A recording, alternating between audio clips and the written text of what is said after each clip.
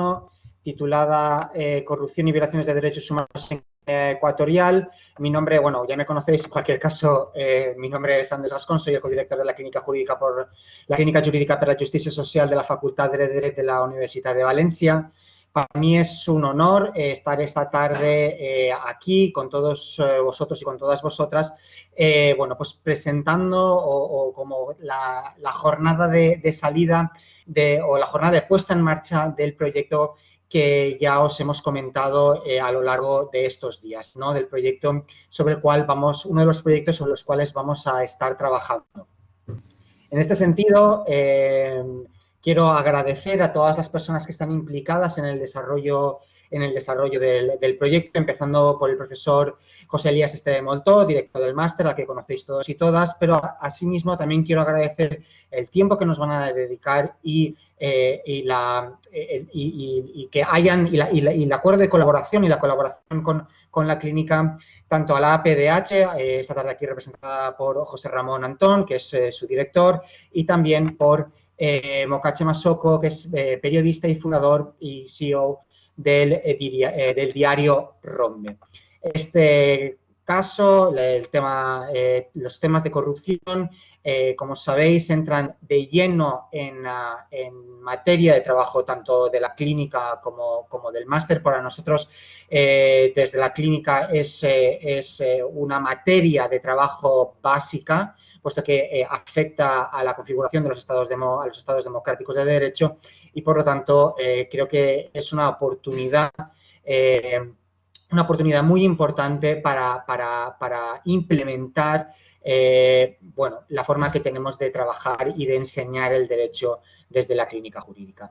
Yo no voy a robarle más tiempo a Mokache, que es realmente el que sabe, el que ha venido a compartir con todos nosotros y nosotras esta tarde lo que sabe del tema. Y sin más dilación voy a dar la palabra a José Ramón Antón, que, como he dicho, es el director de la APDH.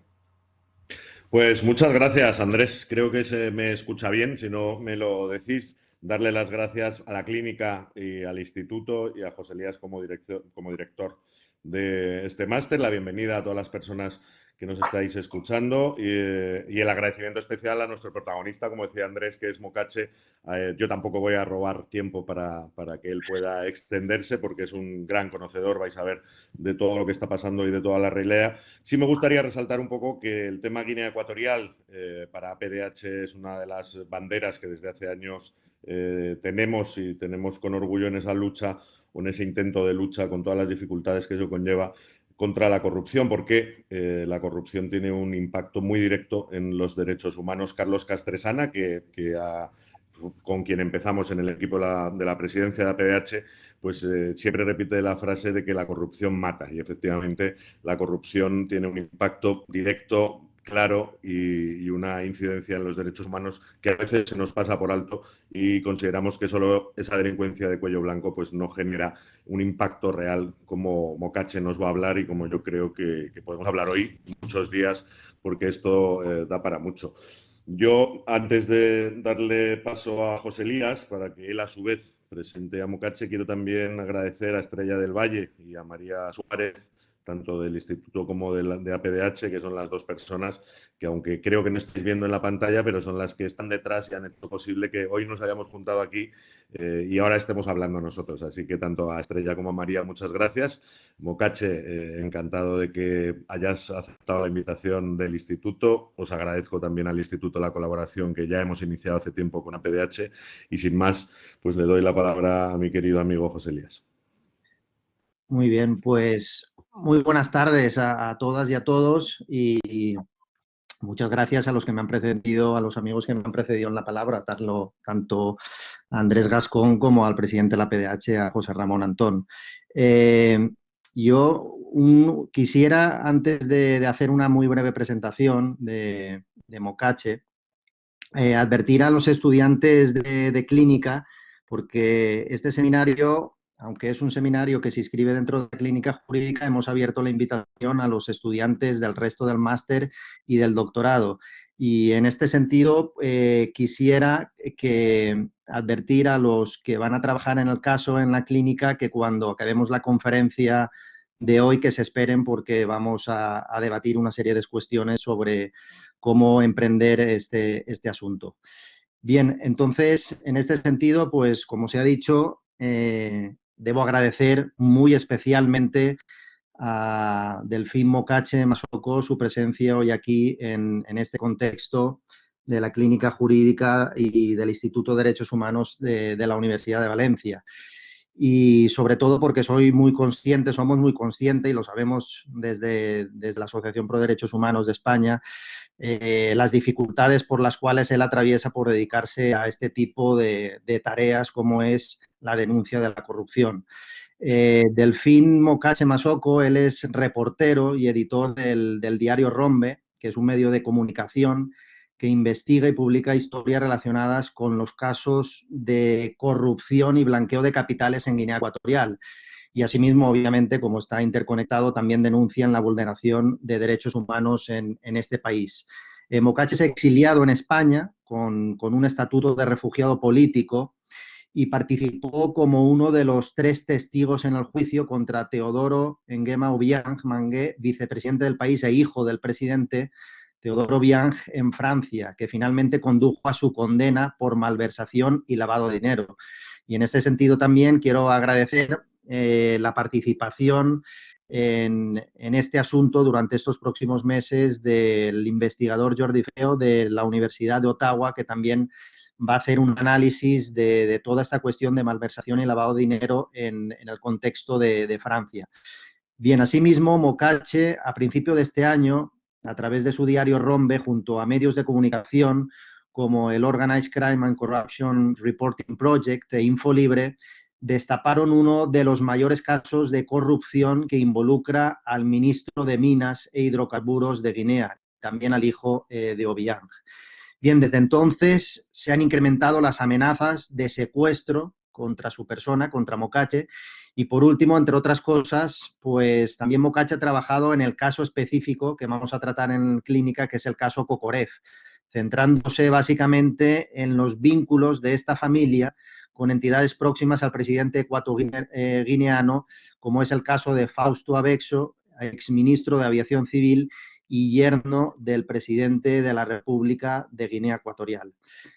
Bien, habida cuenta de todo esto y de la importancia y relevancia, como ya se ha destacado del caso, sin más, voy a dar paso a Mokache, únicamente también haciendo la advertencia de que al final de su intervención daremos paso a un turno de preguntas y respuestas que pueden hacerse o bien a través del chat, y las iremos leyendo, o bien también a voz alzada, a voz viva, y quienes quieran participar de esta forma lo que tienen que hacer es darle al icono de levantar la mano e iremos dando por orden de turno de palabra cada una de esas intervenciones. Bueno, no quería tampoco, sin más, agradecer y también hacer referencia y dar las gracias a todo el profesorado del máster y de clínica jurídica que se va a vincular en este caso y que veo que están hoy aquí en esta sesión. Así que muchísimas gracias a todos y cuando quieras, Mokache, el micro y la intervención es completamente tuya. Hola, hola, hola a todos, hola a todas, como han dicho los compañeros y José Elías, pues nada, yo vivo en España y comprenderéis que desde Guinea Ecuatorial no puedo ni podemos, tanto yo como mis compañeros y compañeras que están en Guinea, hacer este tipo de actividades, intervenir desde Guinea, denunciar y comentar o cuestionar la situación sociopolítica de Guinea Ecuatorial.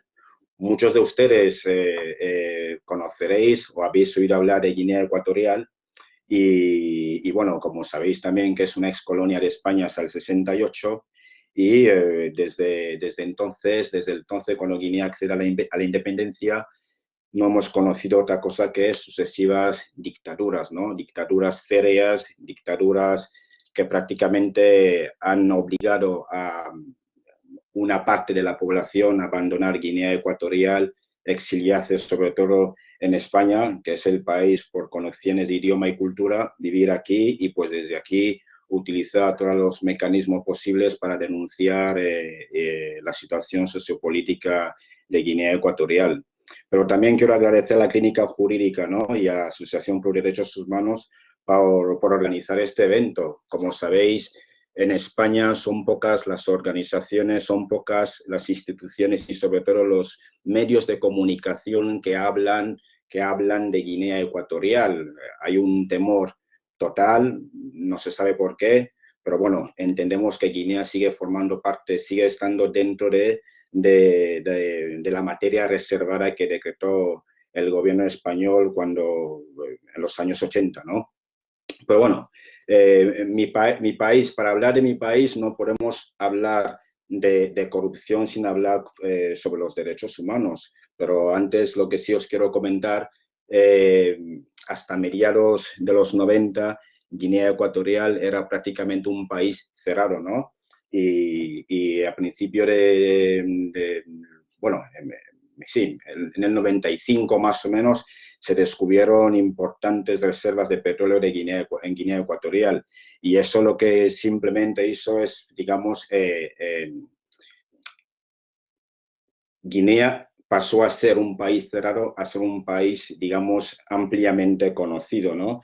Y cuando se descubrieron estas reservas de petróleo en mi país, en Guinea Ecuatorial, recuerdo aquel año en el que el presidente del gobierno comentó en un medio de comunicación que el descubrimiento del petróleo en Guinea Ecuatorial era una bendición para el pueblo. Una bendición para el pueblo, dijo él. Bueno, yo hago una pequeña matización, una rectificación.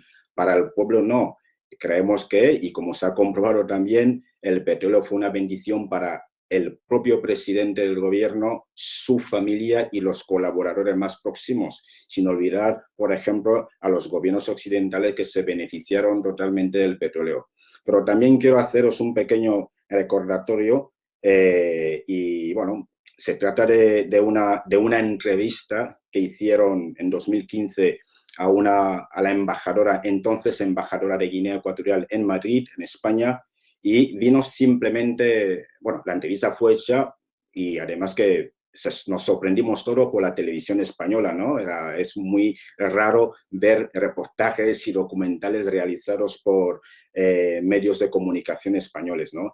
Y a esta embajadora le hicieron una sola pregunta que antes de seguir me gustaría compartir con vosotros. Algunos no sé si van a escuchar el sonido bien, este pequeño fragmento de 30 segundos para luego explicarles qué sucedió a partir de este momento cuando se descubre el petróleo en Guinea Ecuatorial. Cuando pueda la moderadora, por favor.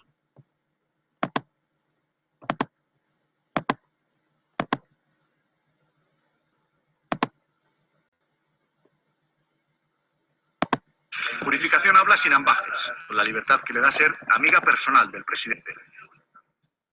Y nos cuenta el momento en el que el Círculo de Obiang descubrió el tesoro del petróleo.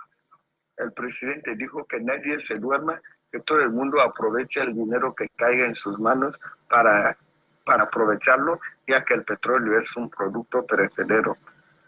Algunos tienen empresas, otros tienen sus fincas. Sabemos que el petróleo va a terminar. Lo peor es que se acabe, como muchos de nuestros hermanos que se han quedado sin carreteras, sin casas, sin nada y sin petróleo. Sí. Bueno, el petróleo es perecedero. ¿Quiénes son los que realmente se han beneficiado del petróleo de Guinea Ecuatorial? Desde el 95 hasta la actualidad, un 1%, un pequeño porcentaje, un 1% de la población se ha beneficiado de este petróleo. El presidente, su familia y sus colaboradores.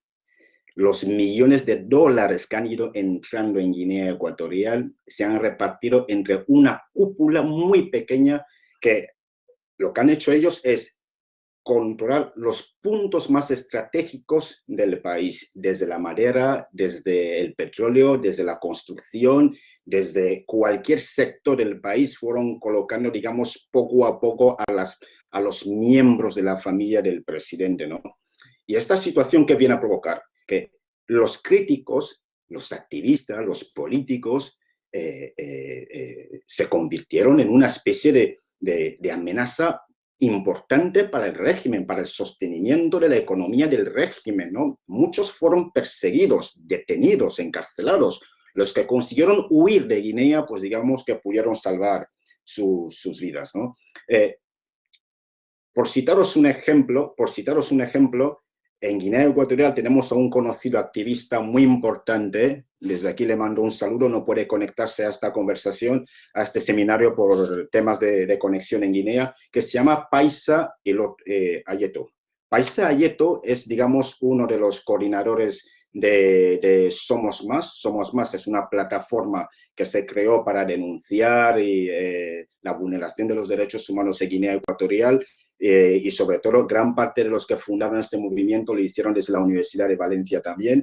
Y esta persona, Paisa Ayeto, ha sido uno de los activistas que más tiempo ha pasado en la cárcel, ¿no? Es joven, no tendrá más de 37 años, creo yo. Ha sufrido cárceles, detenciones, simplemente por usar una sola cosa, el móvil, la red, para denunciar la vulneración de los derechos humanos. Y bueno, todo esto sucede a ojos, en presencia de los propios diplomáticos guineanos, ¿no?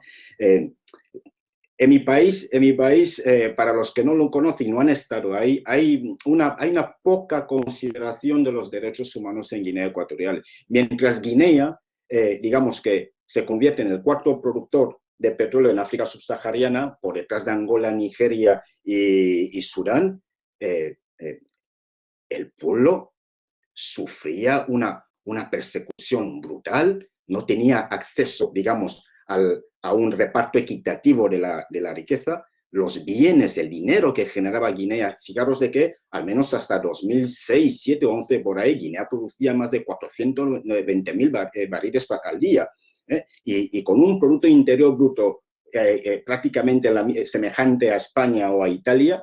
La población sigue dependiendo de los países vecinos como Camerún y Guinea y Gabón, que no tiene acceso a los servicios básicos del país. El simple algodón que sabéis no lo tenemos en Guinea, tenemos que adquirirlo al país vecino, o simplemente los alimentos de primera necesidad no lo tenemos, hay que adquirirlo a los países vecinos. Pero mientras Guinea estaba, digamos, con una campaña mediática de acceso, de apertura en los organismos internacionales que les admitían en esto, les admitían en la ONU, les admitían en todas las partes, en Guinea Ecuatorial se seguía persiguiendo a los políticos. El propio derecho a asociarse en mi país está totalmente prohibido. Sí que existen leyes que permiten el derecho a la asociación, pero el derecho a la asociación que sirva para adular al propio presidente del gobierno, el derecho a asociación que sirva para, digamos que, acompañar al régimen al saqueo del país. No se permiten las asociaciones de movimiento que sirvan para cuestionar la situación sociopolítica, los estudiantes que se puedan reunir para exigir más derechos, más oportunidades, no se permiten. Pero bueno, mientras sucede todo esto, el pueblo se encuentra en una situación donde no tiene dónde acudir. Y luego tenemos una cosa muy importante, que es esto en cuanto a la vulneración de los derechos humanos. Recientemente el gobierno de Guinea ha aprobado una ley, eso es muy, muy peligroso, ha aprobado una ley que da carta blanca a los policías, a las autoridades militares, para que persigan a las personas homosexuales.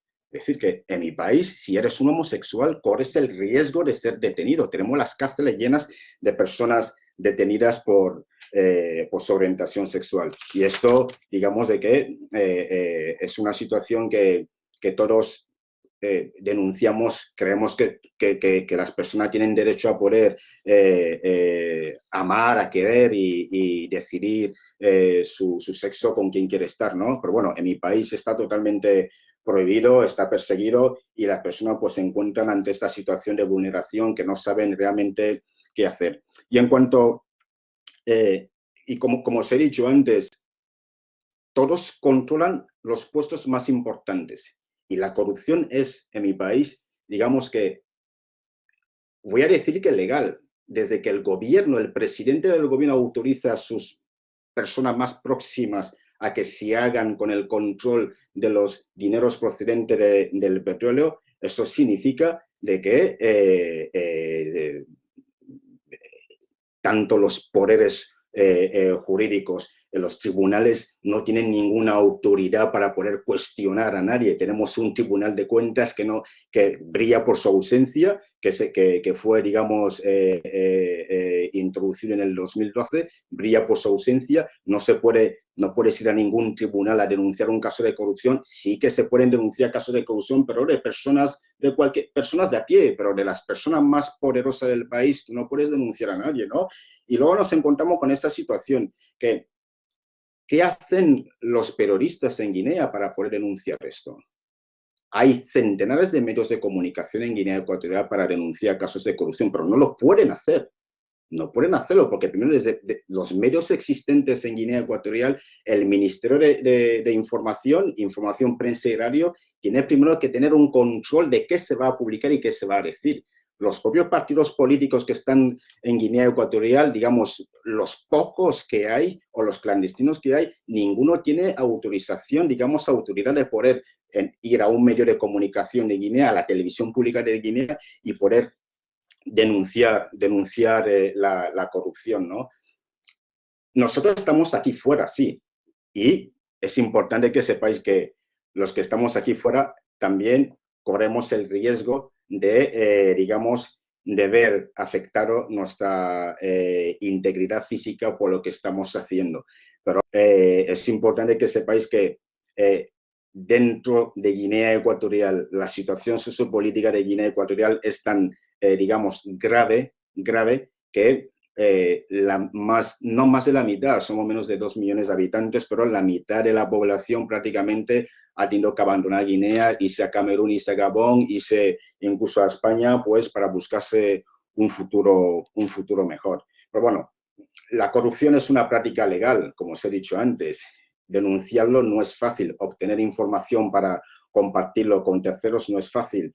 Nos encontramos con que la mayor parte de los dineros que se ha saqueado a Guinea Ecuatorial, ¿dónde los invierten todos? Los invierten en España, en Francia y en otros países europeos, ¿no? Incluso en América.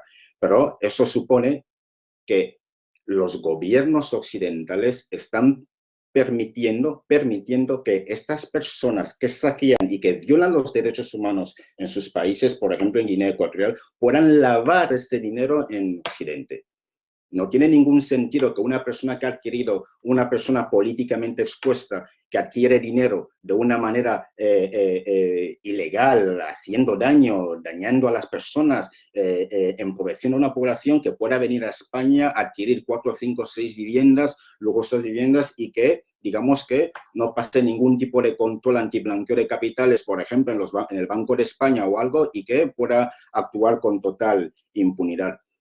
No sé si habéis leído recientemente el informe de Transparencia Internacional, digamos, que investiga casos de corrupción, y han colocado recientemente en su informe reciente, colocan a Guinea Ecuatorial en el 10º país más corrupto del mundo. Y esto supone que, en fin, este dato es importante para las organizaciones internacionales, para que puedan exigir más control al país, que puedan exigir más sanciones al país, ¿no? Y bueno, esto no ha sido simplemente el hecho de que Guinea aparezca en este puesto entre los países más corruptos del mundo, no ha supuesto para el gobierno de Guinea, digamos,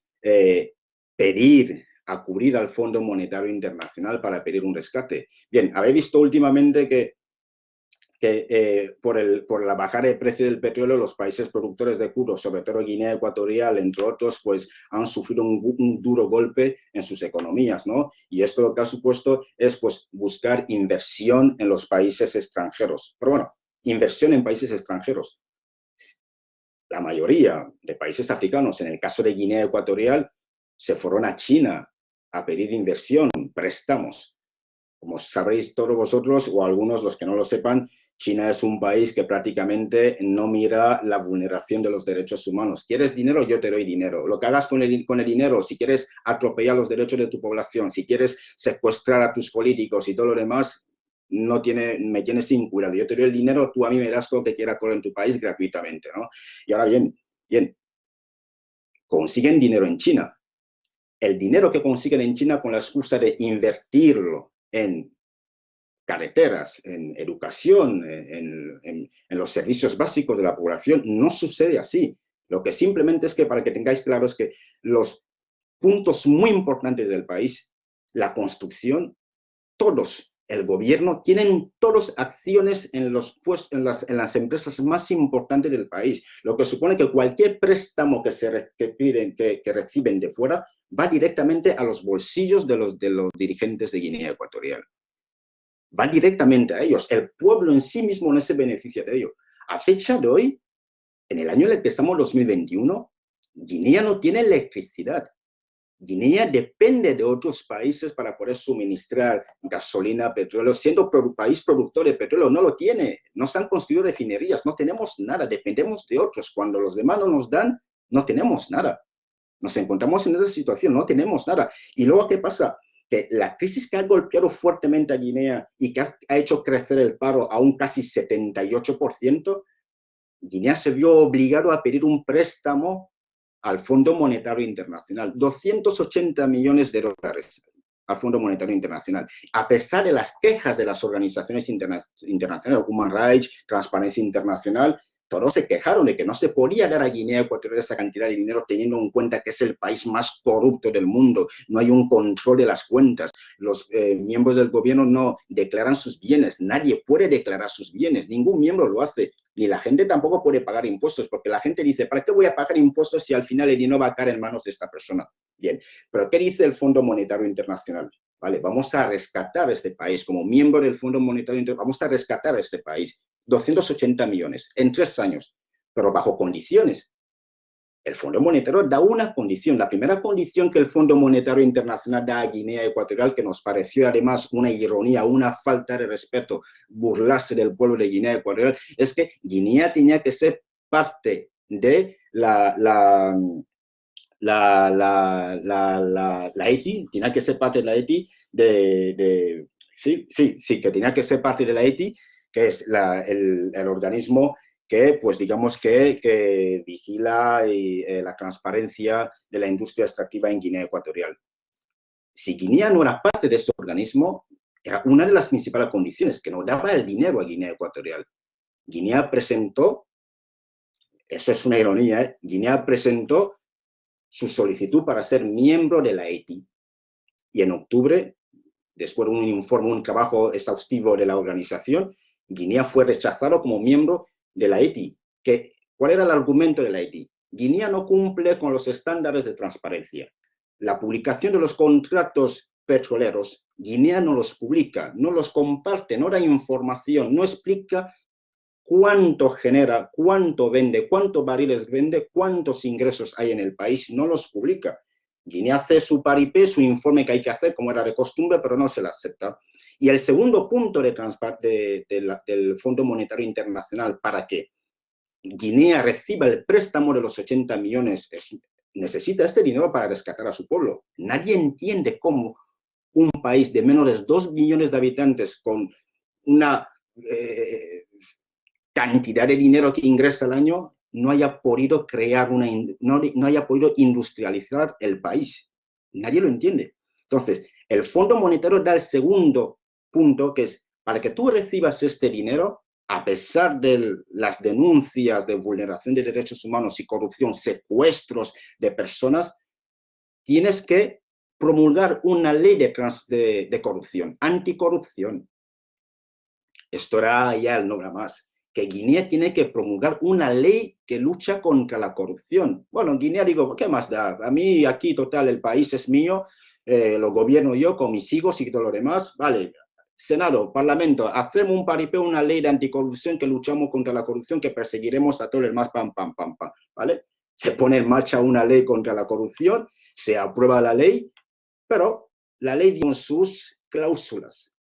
al presidente del gobierno y al vicepresidente, que es su hijo, están exentos de declarar sus bienes.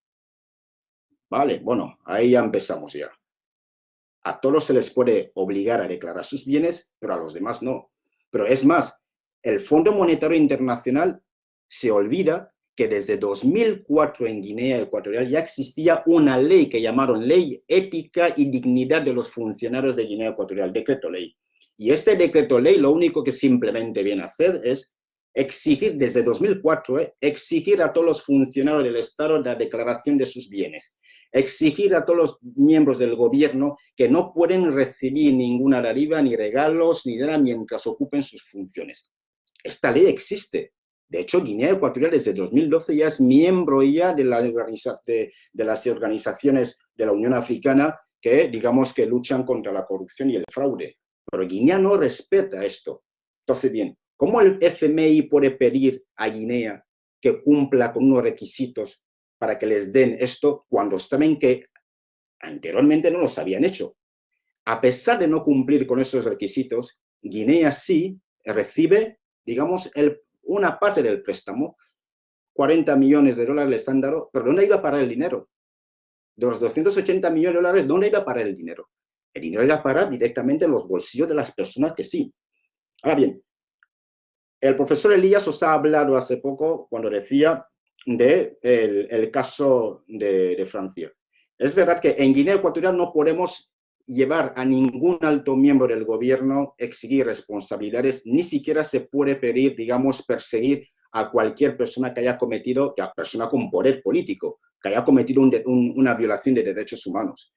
Pero, por suerte, existen las organizaciones internacionales, que es como la ADP, la Asociación por Derechos Humanos de España, o el caso de Transparencia Internacional, que sí se creó, digamos, un proyecto, megaproyecto, que se vino a denominar le bien mal acquis en francés, bienes mal adquiridos, que simplemente lo que hace el bienes mal adquirido es perseguir a los políticos africanos que han utilizado su poder para abusar de los pueblos, saquear los pueblos e invertir esos dineros en Europa, al menos en Francia. En España, sabemos que aquí en España, sin ánimo de ofender, el régimen de Guinea actúa con total impunidad.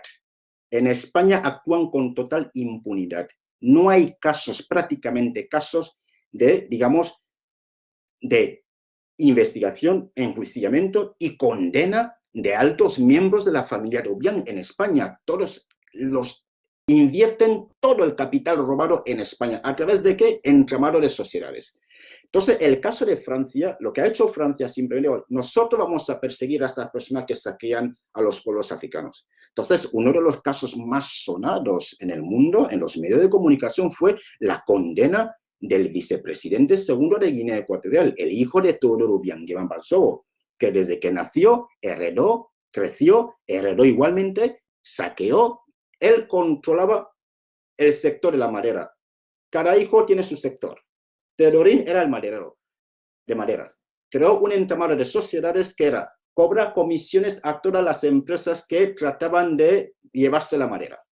Con todo el dinero que las comisiones cobradas y con un entramado de sociedades adquiría lujosas propiedades, coches de lujo en todos los países del mundo. En 2017 fue condenado a 3 años de prisión. Bueno, se le eximió la entrada en la prisión por no tener otros delitos. Una condena por primera vez e histórica que se ha conocido en el mundo, ¿no? ¿Y qué sucede? Que no solo este caso de Francia, el mismo vicepresidente, a pesar de haber sido condenado, y esto siempre sucede con la colaboración de muchos gobiernos por el interés que tienen en Guinea, la explotación del crudo que realizan ahí, investigado igualmente en Suiza por blanqueo de capitales, ¿no? Investigado también en otros territorios, por ejemplo en Brasil. Automáticamente el vicepresidente nuestro, a pesar de haber sido condenado, se le detiene en el avión, siendo miembro del gobierno, vicepresidente del gobierno, se le detiene en pleno aeropuerto del país con una maleta llena de divisas, más de 11 millones de dólares. Y esto sucede así como así, no pasa nada. Y Otro caso que nos ha costado mucho trabajar, sobre todo el denunciar, es importante que lo sepáis, que las personas que están dentro de Guinea Ecuatorial, como los que estamos fuera, corremos un riesgo muy, muy, muy importante, peligroso, por lo que se está haciendo, denunciar.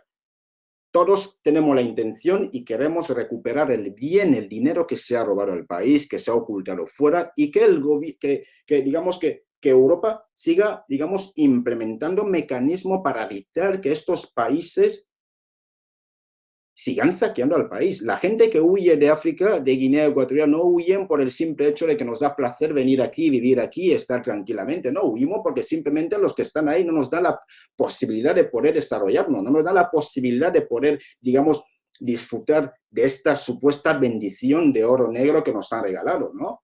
Entonces, bien, recientemente varios medios de comunicación y nosotros hemos trabajado en una investigación muy importante que era investigar y conocer cómo el ministro del petróleo de Guinea Ecuatorial, uno de los hombres más ricos y poderosos de mi país, utilizó un entramado de sociedades creadas en Guinea y otras fuera, principalmente Chipre, España, para hacerse con dinero del país.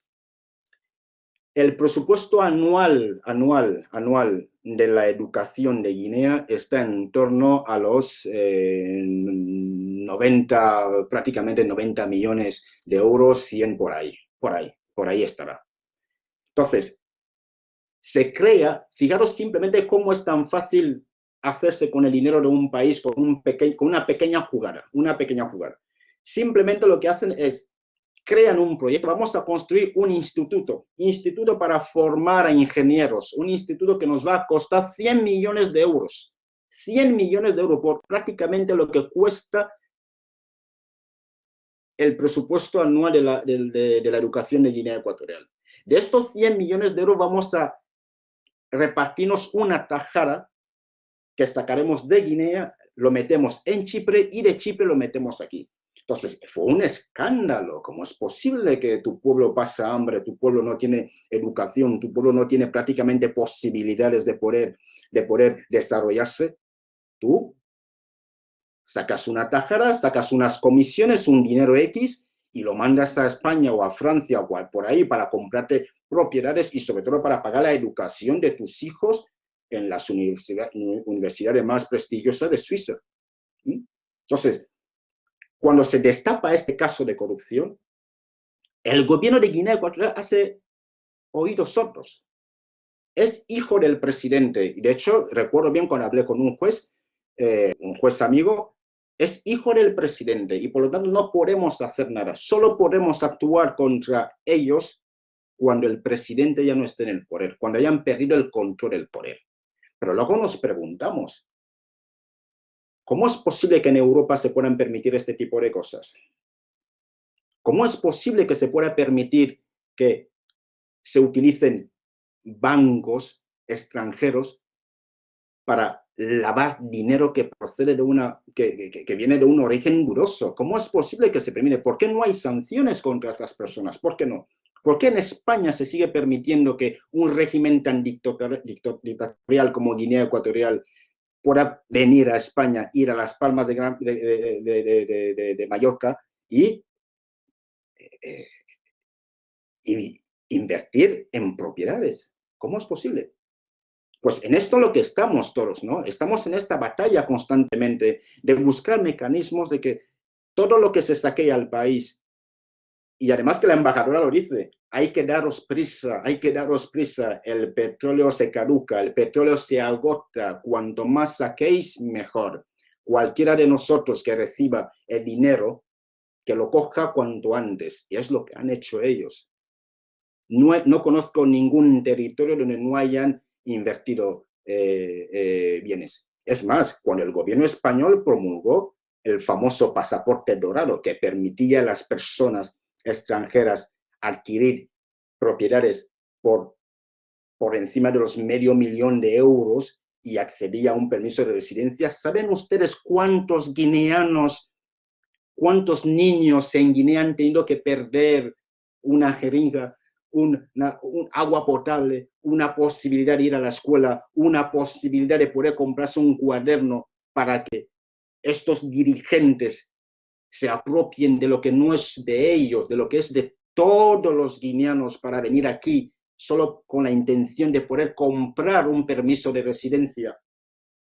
Muchos niños han tenido que perderlo todo porque tenían que hacerse, sea como sea, además que para ellos el pasaporte dorado, como lo llaman aquí, el permiso de residencia que el gobierno español permitió que cualquier extranjero que compra una casa en España por esta cantidad de dinero, pues tiene derecho a tener un permiso de residencia de 1 año. Muchos guineanos entraron con dinero aquí para adquirirlo, pero nadie preguntó dónde venía.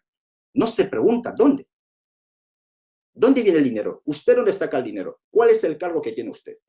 Por suerte, hoy habréis oído hablarlo también, además, en la Unión Europea, que se ha aprobado una ley Magnitsky.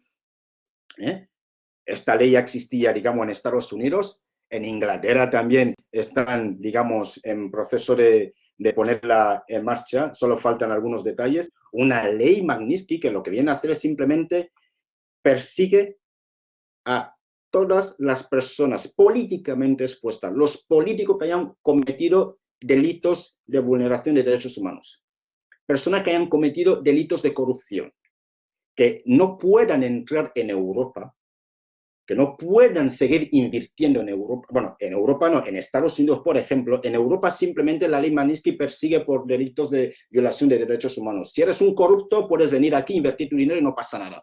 Pero si has hecho daño a alguien, si has matado a alguien, no puedes entrar. Bueno, bien, entonces ellos dirán, bueno, yo no lo voy a hacer que lo haga otro mientras yo siga metiendo dinero en Europa.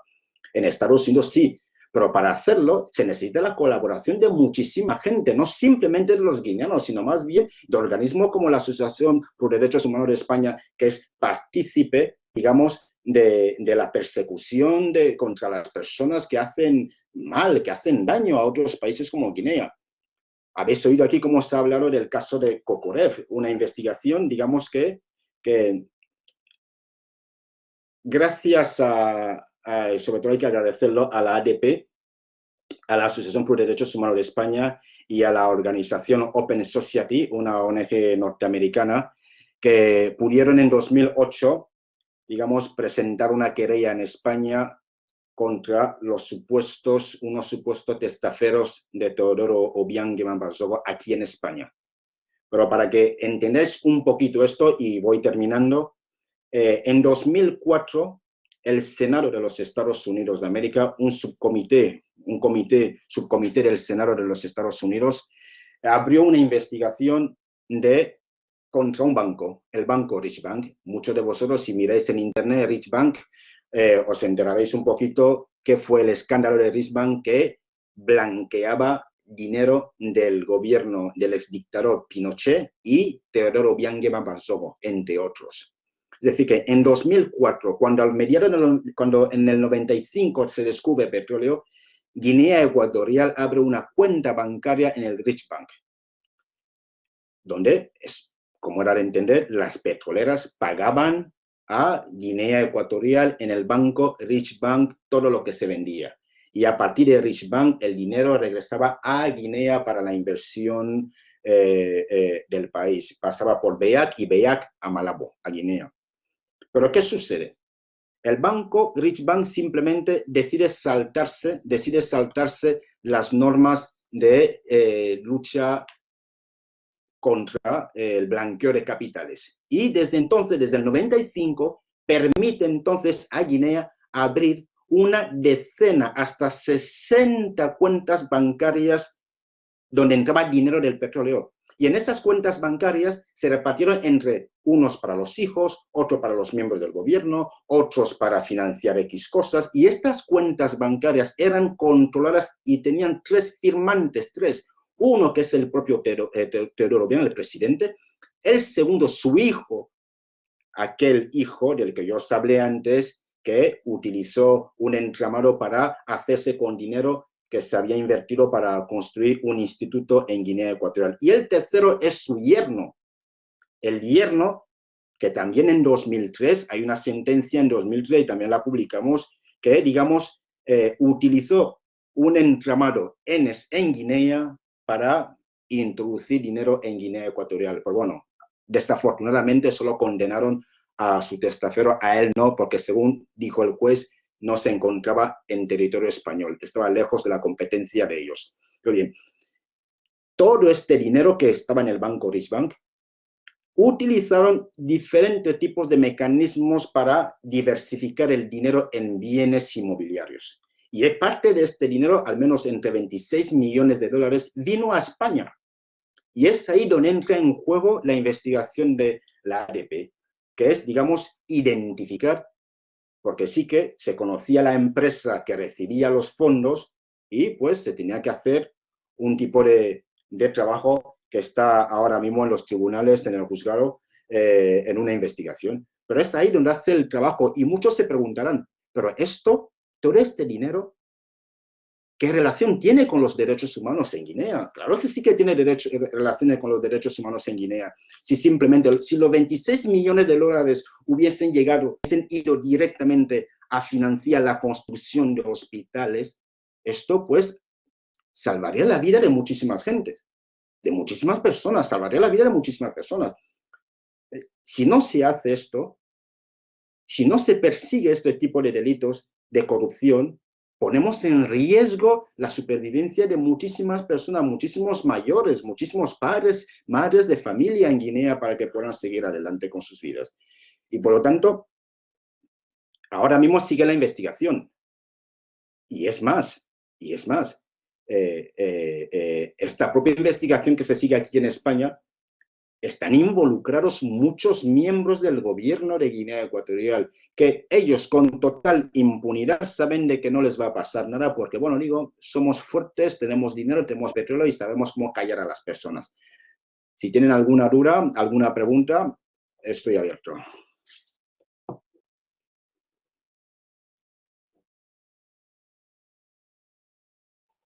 Bien, muchas gracias, Mocache. No sé si me oye porque me da aquí un problema el... Sí, no puedo, sí. y ahora puedo compartir el vídeo, no podía. Bueno, pues lo dicho, muchísimas gracias por tu presentación. Bueno, creo que el registro de auténticas vulneraciones de derechos humanos en Guinea Ecuatorial pues está al orden del día y precisamente esa corrupción, que es la que tenemos que un poco investigar aquí en la clínica, pues apunta precisamente a ello. Yo creo que hay muchísimos aspectos en los que podríamos adentrarnos, ¿no? Porque son muchísimos los casos y detalles que has mencionado, pero exactamente aquí nosotros nos tenemos que centrar en el caso Kokorev. Pero bueno, hay que conocer el contexto y también ese contexto dejarlo por escrito en el informe que debemos realizar para la Asociación Pro Derechos Humanos. Vamos ahora a pasar, antes de pasar a la discusión dentro de la clínica, dejamos un espacio de tiempo para cualquier duda, inquietud, pregunta que quieran hacer los asistentes a este seminario. Y como habíamos dicho, o bien lo hacen a través del chat por escrito, o bien le dan al icono de levantar la mano y le damos paso.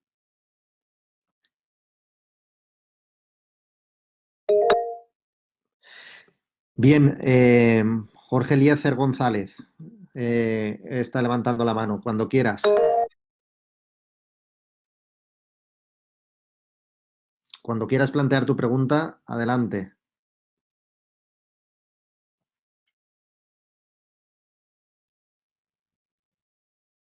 Le tendrás que activar al micro porque no te oímos, Jorge. Sí. Sí, Jorge, adelante. ¿Ya? ¿Ahí? Ahora sí, Sí. ahora vamos. Gracias. Jorge Eliezer González es estudiante del doctorado en Democracia, Derechos Humanos y Justicia Internacional y mi país de residencia es Colombia. Pues la verdad es que es dramático la narración que casi que al detalle hace el expositor y es preocupante porque esta última parte que plantea él, la relación que existe entre el dinero y la violación de los derechos humanos en Guinea Ecuatorial, al parecer no tiene una luz al final del camino. Entonces, la pregunta es, o sea, ¿hasta dónde el Estado como tal va a seguir soportando esta crisis de pérdida de valores y de la falta de una legislación fuerte frente a países que, como los europeos, permiten, consienten, acolitan ese altísimo grado de corrupción de algunos ciudadanos, muy pocos ciudadanos de Guinea, en el que aceptan que se saque el dinero que puede servir para la educación, para la salud, para el saneamiento básico de ese país, y cómo es que permiten que salgan esas cantidades de millones de dólares y entren a los países europeos.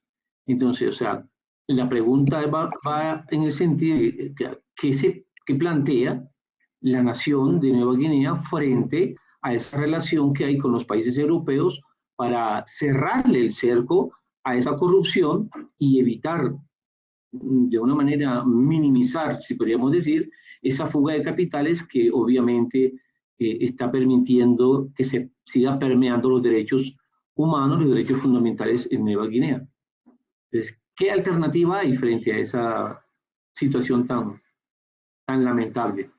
Entre otras cosas, en América Latina no es muy diferente. Muchas gracias. Sí, sí, contesto, ¿no? Sí. Sí, adelante Mocache. Sí. Jorge, gracias, saludos también. Y bueno, los dos, ambos compartimos, digamos, el mismo idioma, ¿no? Colombia y Guinea Ecuatorial. Bueno, has dicho una cosa muy importante, la pérdida de valores, ¿no? Nuestro país, mi gobierno no tiene valores. Mi gobierno no entiende lo que es gobernar un país. Son prácticamente 50 y tantos años de independencia que llevan gobernando el país y legislación existen para luchar no solo contra la corrupción, sino también contra la violación de los derechos humanos, ¿no? Guinea se ha escrito a diferentes, digamos, convenios internacionales para luchar contra la trata de personas, para luchar contra la violación de los derechos humanos. Pero una cosa es lo que tú pones en el papel, lo que pones en el papel ante las instituciones, y otra cosa es cuando llegas a tu país donde está cerrado totalmente, ¿no? Los medios de comunicación, antes de ir a Guinea para hacer algún tipo de inspección, algún tipo de reportaje, tienen que pasar una especie de control férreo de qué van a hacer, qué van a decir, e incluso antes de salir revisar qué tienen grabado en sus cámaras. Bien, y sobre todo las veces que han ido las organizaciones internacionales para hacer una inspección sobre en las cárceles y tal, las encuentran vacías, porque cuando vienen hay que vaciarlas y cuando se van hay que llenarlas otra vez.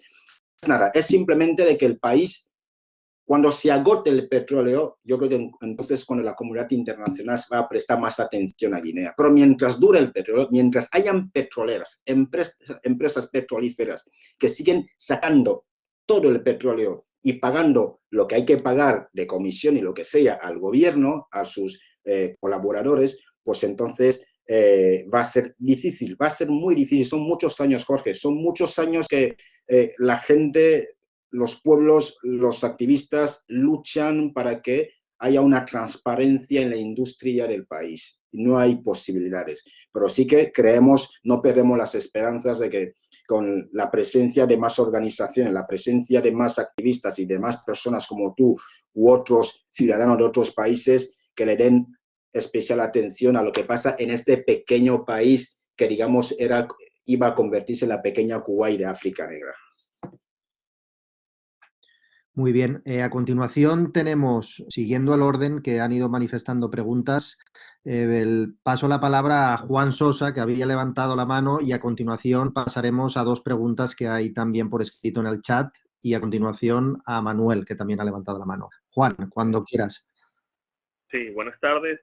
Bueno, muchas gracias por la presentación y, bueno, por informarnos de esta situación.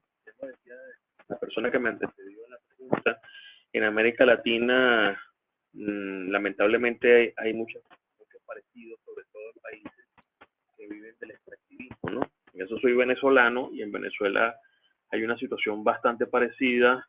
Hay un régimen autoritario, hegemónico, por un lado, y por el otro, pues hay un uso, el diseño institucional para la apropiación de la renta, no solo del petróleo, sino ahora también de otros recursos naturales, ¿no? El oro, el coltán.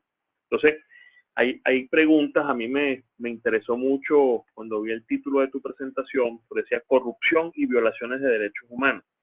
Entonces me surgió una duda, si era la corrupción y la violación de los derechos humanos, y creo que esa fue tu presentación, o si era la corrupción como violación de derechos humanos, ¿no? Entonces, allí, porque bueno, es una reflexión, bueno, producto de las cosas que se han visto en Venezuela, no es lo mismo que perseguir la corrupción judicialmente, o que cuando se determina que hay un tipo de corrupción política que es violatoria de derechos humanos, cuando significa, o sobre todo cuando hablamos de violaciones sistemáticas, de privaciones sistemáticas o de vulnerabilidad sistemática de acceso a servicios públicos, ¿no? Que significa la muerte de personas. Evidentemente, no con esto quiero decir que todo acto de corrupción es una violación de derechos humanos, pero te pregunto tu reflexión, ¿consideras que podríamos hablar en algunos supuestos donde la corrupción política sea de manera sistemática, se constituyan a su vez en violación de derechos humanos que pudiesen terminar siendo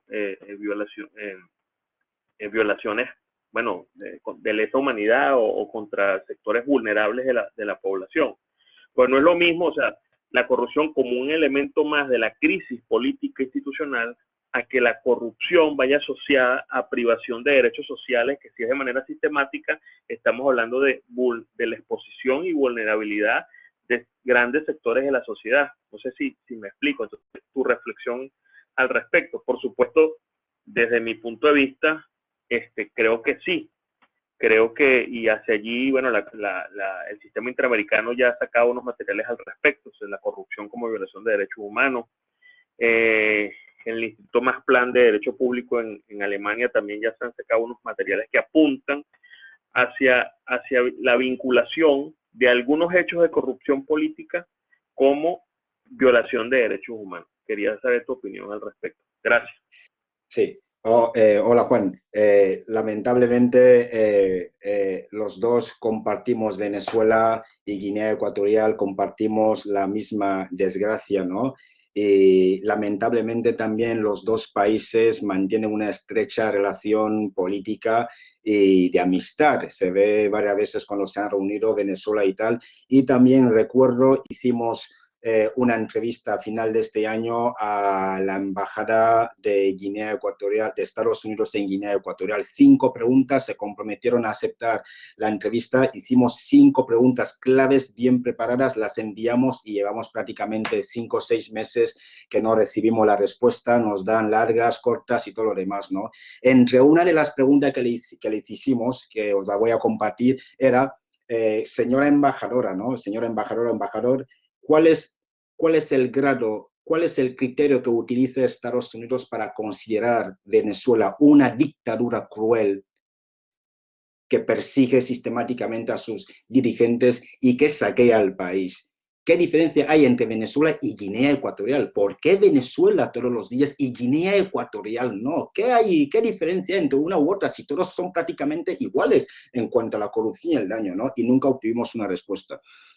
En cuanto a la reflexión que tú me dices, la corrupción como violación de los derechos humanos es prácticamente, comparto la tuya, y porque en nuestro país es muy pequeño, 28.000 kilómetros cuadrados si no recuerdo, y con 1,5 millones de habitantes, es prácticamente todo lo que tú puedes hacer, cualquier cosa que tú, nos conocemos casi todos, cualquier cosa que hagas afectará, tendrá consecuentemente un conflicto, ¿no?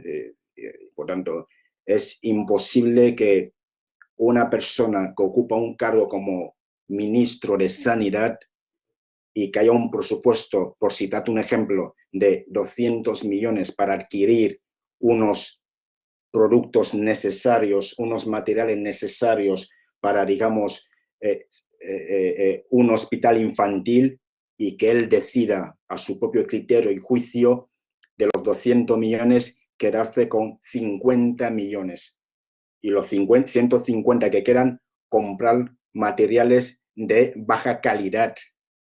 Esa baja calidad, cuando llega esos materiales a Guinea, primero cuando llega a Guinea, se encuentran que hay otras personas dentro del mismo ministerio que se hacen con parte de esos materiales para su propia familia. Y ahí ya ponemos en riesgo, en peligro, a la mitad de la población que se iba a beneficiar de este material para salvar su propia vida. Es imposible. Siempre que se hable de corrupción, estamos, digamos, hablando de violación de derechos humanos. Es la misma, yo entiendo siempre que es la misma cosa.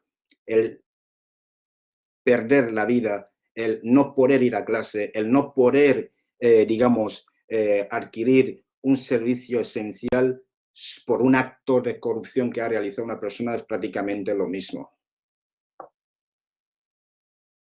Muy bien, a continuación en el chat nos pregunta, por un lado, Salomé Lanier, que es doctoranda en el programa de Derechos Humanos, nos pregunta que qué tipo de informaciones tienes y diste a la justicia francesa para ayudar en el procedimiento de esa iniciativa de bienes mal adquiridos.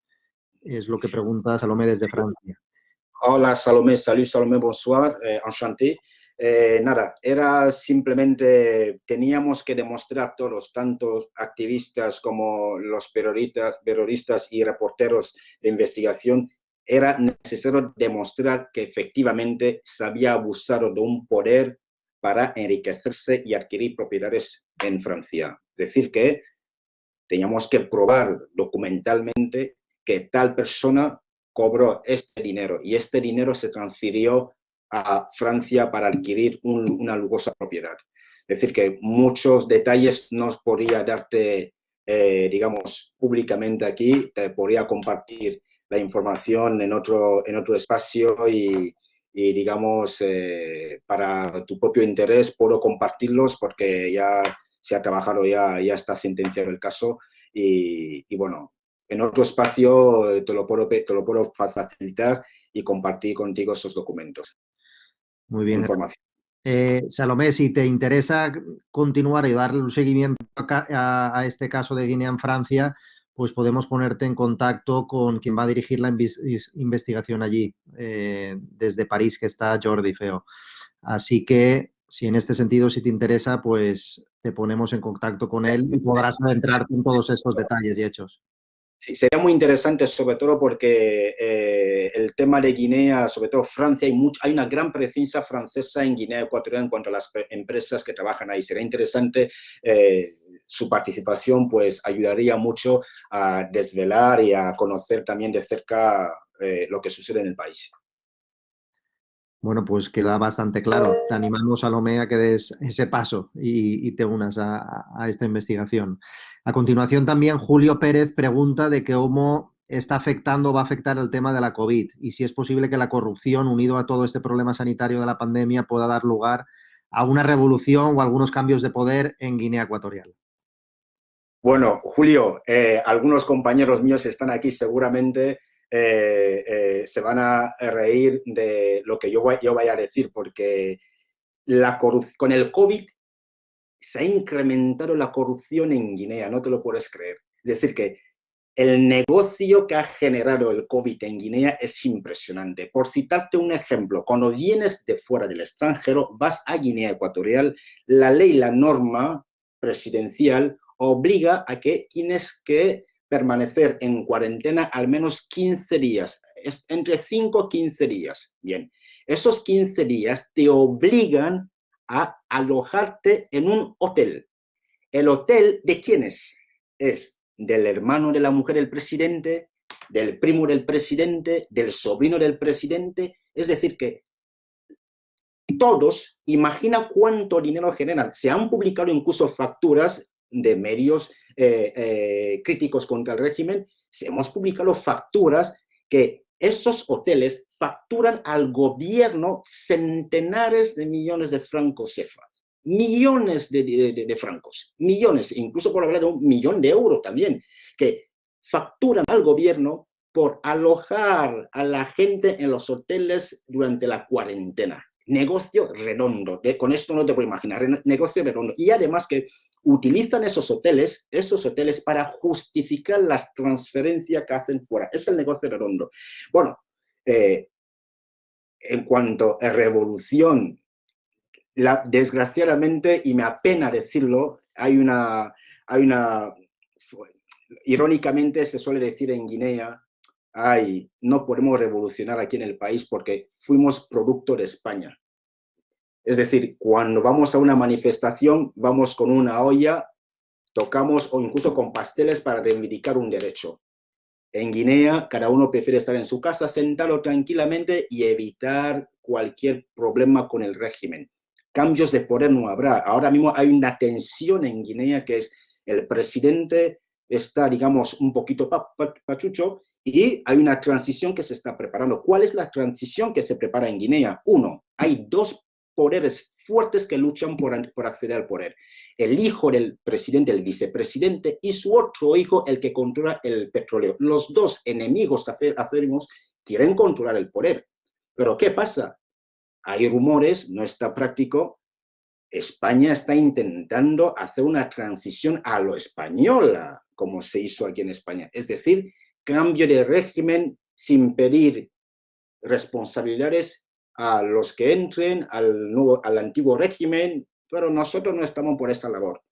Al menos en Guinea los guineanos no están por esa labor, que si hay un cambio tiene que haber responsabilidad de todos aquellos que estuvieron en el poder y recuperar los bienes que se han escondido fuera, como se ha hecho, al menos Inglaterra sí lo ha hecho con Nigeria.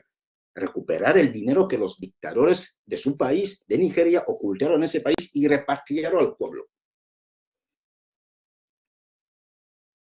Sí. Ha levantado la mano Vitia, buen año. Cuando quieras, Vitia, plantea la pregunta.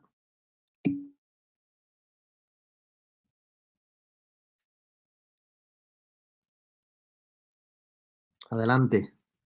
No sé, activa el micro si no lo tienes, no te alcanzamos a oír.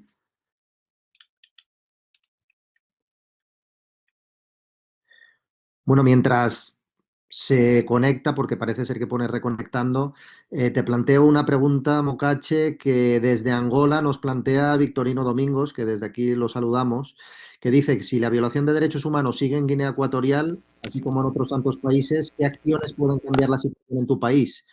¿Y cómo está en Guinea en materia de pena de muerte, ya que fue una condición para hacer parte de países que hablan portugués? Bueno, sí. Es Alejandro, ¿no? Alejandra es Díala, ¿no? Sí, vale. Bueno, en cuanto a la pena de muerte, Guinea Ecuatorial, para acceder a los países parlantes de portugués, pues lo que hizo él fue una moratoria. Es decir, que durante X tiempo no vamos a matar a las personas. Bien. Pero bueno, se sigue matando a la gente en Guinea Ecuatorial, se siguen condenando a la gente a pena de muerte, pero que no está escrito, no hay sentencias militares de la Junta Militar que, digamos, que demuestren de que Guinea Ecuatorial sigue sigue aplicando la pena de muerte. No. Sí que lo hace. Hay ejecuciones secretas que se realizan. Por lo tanto, de hecho, se ha exigido al gobierno de Guinea Ecuatorial. Es más, yo nunca he entendido por qué se exige al gobierno que haga ciertas cosas cuando se sabe que no las hace. Lo que se tiene que hacer con el gobierno de Guinea Ecuatorial para acabar con estas vulneraciones de derechos humanos y sobre todo esos asesinatos crueles que se realizan, y es más, Guinea Ecuatorial es uno de los países en África que secuestra a los guineanos, a los exiliados políticos.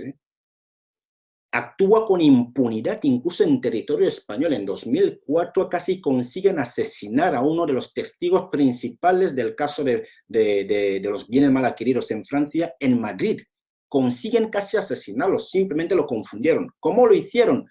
Pues contratando a unos empresarios españoles que tenían negocios en Guinea. Si haces esto, te doy un contrato, finiquitado.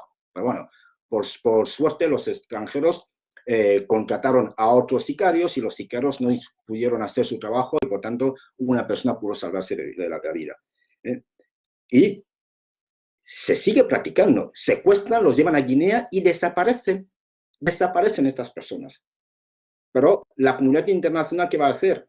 Se va a creer el discurso que se trae el representante de Guinea Ecuatorial a las Naciones Unidas al leer pam, pam, conmutemos, hacemos esto, lo hacemos bien, todo bien, bien, se le aplaude y todo avanza. Y la siguiente, ¿cuál era? ¿Qué dura tenía más él? ¿Cuál era, Elías? Era esto, ¿no? Sí. Sí. Sí. Mocache, era en relación a la pena de muerte. Sí. La condición. Vale, sí, creo que la ha aclarado ya, la pena de muerte, sí. Vale, la siguiente. Creo que José Elías ha tenido algún problema de conexión, pero en todo caso, si les parece, Vitia, no sé si ahora te funcionará el audio, por si quieres intentar formular preguntas. Hola, ahí sí, ¿ya se me escucha? Se te escucha perfectamente, ahora sí. Ya, muchas gracias. Bueno, pues en primera yo quisiera felicitar al expositor porque este tema ha sido muy interesante y al igual que algunos compañeros que ya han tenido la palabra y que son de Latinoamérica, pues yo al ser de Ecuador también me siento bastante identificada con todos estos actos de corrupción y de persecución a la prensa. Y bueno, mi pregunta va en relación a la persecución por redes sociales, ya que quisiera saber cómo está la situación en Guinea Ecuatorial. Pues aquí en Ecuador, hace no muchos años, el expresidente Rafael Correa, cuando era presidente, se dedicaba en su programa de sábados, en el cual él hablaba con muchos de sus simpatizantes, empezaba a desenmascarar a la gente que lo atacaba y lo insultaba por Twitter. O sea, exponía públicamente los datos personales de, a veces de menores de edad, que lo insultaban y todo, y obviamente esto provocaba que los simpatizantes vayan a acosar a estas personas. Entonces, bueno, yo quisiera saber primero la opinión sobre esto y también el estado en Guinea Ecuatorial de la persecución por redes sociales. Bueno, la pregunta, Britia, saludos. Compartimos también el mismo idioma, eso es bueno también. ¿Qué te iba a decir? En mi país, en Guinea Ecuatorial, tenemos los fines de semana un programa que llaman Actualidad Presidencial. Bien. Pero esos dictadores tienen algo similar, es la adulación a su personalidad, es decir, que tiene que haber algo que se dedique específicamente a ellos. Y tenemos otro programa que llaman A Fondo también, donde digamos que analizan minuciosamente cada una de las actitudes, comportamientos de la sociedad, lo que dicen, han dicho y dejan de decir. El presidente un día llegó a decir un día que las redes sociales son uno de los principales enemigos del país, de las democracias. Y dijo, si en Occidente, si en el país de los blancos ellos permiten a su población hablar, insultar y decir y criticar al gobierno en Internet, que lo hagan, pero en nuestro país tenemos nuestras culturas, dijo él. Yo desconocía cuál era esa cultura, que era estar sometido a la población.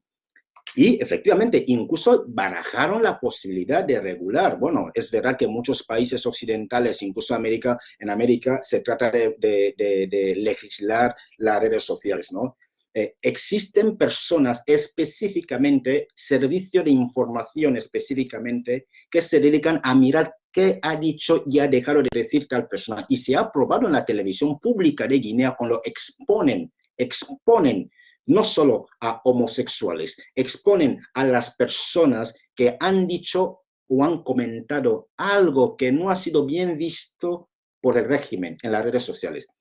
La gente, si vas en las redes sociales de Guinea Ecuatorial, Facebook y tal, te vas a encontrar con personas que prefieren pasar el tiempo debatiendo sobre qué viste esta persona, cómo está vestida la otra persona, que debatir sobre la situación real del país. ¿Por qué? Por miedo a ser detenido. hay un servicio de seguridad muy importante dentro del país, controlado por israelitas, incluso chinos, que monitorean, que vigilan, observan, que se dicen en las redes sociales, y automáticamente te encuentras con una persona detenida, torturada, y es muy duro lo que sucede ahí. Por lo tanto, ¿qué sucede? La única forma que para poder expresarte con total libertad es, digamos, utilizar una cuenta falsa. Hay una persecución. La gente no habla en las redes sociales porque sí, ¿no? La gente tiene miedo. Son pocas las personas que sí hablan en las redes sociales. Los que estamos fuera, los guineanos que están fuera, los que están dentro prefieren mejor en petit comité, como lo suelen llamar. Bien, no sé si se me escucha ahora. ¿Escuchas, Sí, Mocache? Sí, sí, vale. sí. Hay una última cuestión y yo creo que con esta quizá podemos ya cerrar la sesión porque vamos ya casi a la 1:30 y tenemos que continuar con el tema de la clínica. Obviamente está suscitando muchísimo interés, como no podía ser de otra forma, este seminario. Bueno, al margen de distintas felicitaciones por la intervención que te están llegando, David Padilla, desde también Ecuador, pregunta lo siguiente. Dice que cómo estimas que España podría mejorar su lucha contra la corrupción de manera similar a lo que ha hecho Francia o Suiza, y dice que resulta sorprendente cómo un país de la Unión Europea no hace mucho por evitar esta corrupción en Guinea Ecuatorial. Sí, gracias, David. Esta es la pregunta también que había leído y muy interesante. Bueno, en los medios de comunicación en España hoy por hoy nos encontramos con que lo que más se habla es de corrupción, pero lo que menos se habla es de que sean o se van a trabajar para implementar normas duras para exigir una mayor transparencia en los movimientos de capitales en España. España no creo que vaya a hacerlo, ¿no? Bueno, no lo sé, al menos con respecto a Guinea. No creo que vaya a exigir una mayor transparencia. Actualmente en España hay un caso muy grande que está sonando en los medios de comunicación, que es el caso de Villarejo. Villarejo, uno de los casos que digamos que ha tocado los cimientos de la política española, pero no solo española, sino ecuatoguineana también. Nos hemos encontrado con casos de Villarejo recibía fondos de autoridades de Guinea Ecuatorial, para que veas hasta qué grado la policía, cierto sector, no toda, cierto sector de la policía española colaboraba directamente con el régimen de Guinea.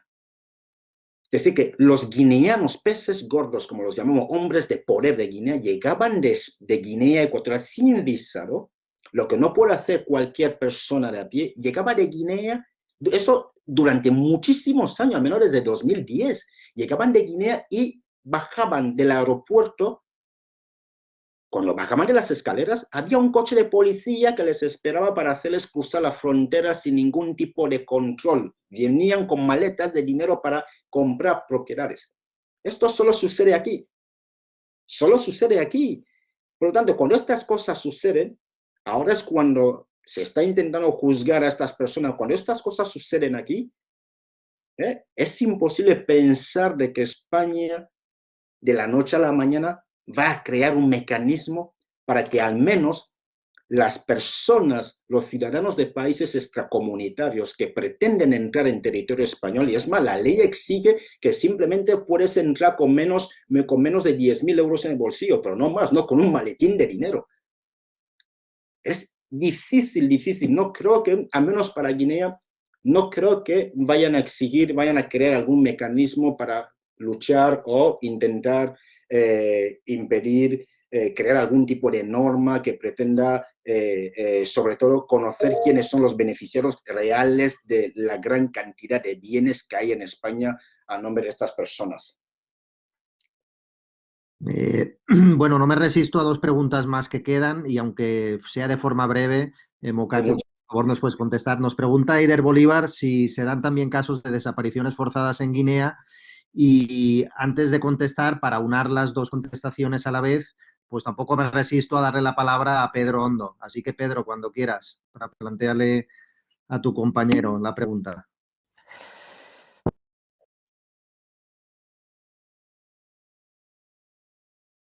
Adelante, Pedro. Bueno, parece ser que... Así ahora, Pedro, te oímos. ¿Se me escucha? Sí, sí, adelante. Sí, sí. Ah, vale. No, yo voy a ser breve. Ante todo, agradecer a Mocache por la ponencia y hablar de Guinea.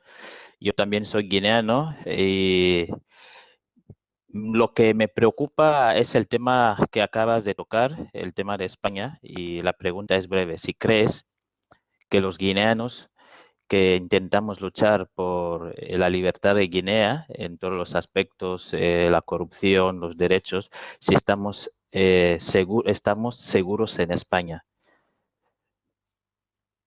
Bueno, sí, Pedro, hola.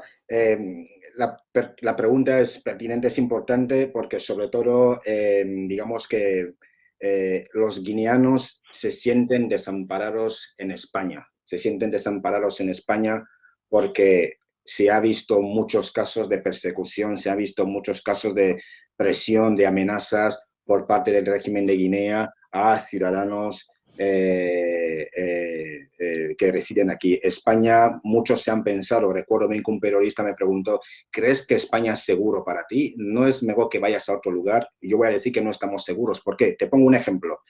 Creo que fue en 2018-2019, yo recibí la llamada de un alto miembro de la policía.